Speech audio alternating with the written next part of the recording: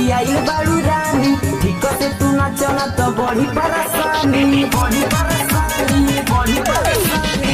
अखाड़ा में नाचे खाती आइल बारू रानी, ठीक से तू नाचना तो बड़ी परेशानी।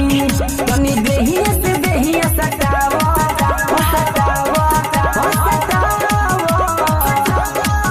कमर के नंबर बताओ, बढ़िया के नीचला देखाओ।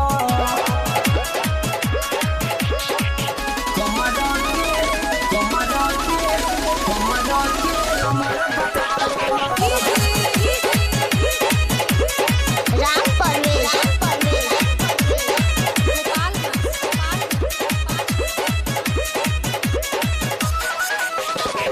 ओइलू बंगाल से तू नाचेला बिहार में हो, दौरती जवनिया कवनो तोहरा दरार में हो। ओइलू बंगाल से तू नाचेला बिहार में हो, दौरती जवनिया कवनो तोहरा दरार में हो। अभी के तैयार गइलू जइबू ना बच के, मांगे में सजमन तवन दे दो तू हंस के। अब शरम के पर्दा हटावो, हटावो, हटावो। कमर के नंबर बतावो, बढ़िया के नीचवा देखावो। कमर के नंबर बतावो।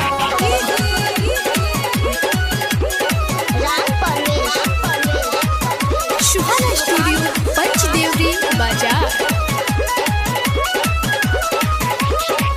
देखे में तू लागो बारू पकिया खेला हो, बचल नहीं होई तोहार नीचला जोगाड़ हो, नीचला जोगाड़ हो।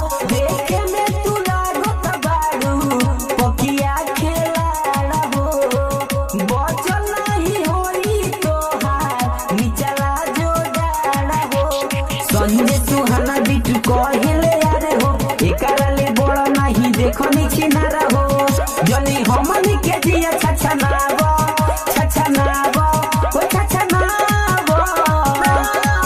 कमर के नंबर बताओ, बढ़िया के नीचवा देखाओ। अखाड़ा में नाचे खाती आइल बारू रानी, ठीक से तू नाचना तो बड़ी परेशानी। तनी देहिया से देहिया सटावो, सटावो, सटावो। कमर के नंबर बताओ, बढ़िया के नीचला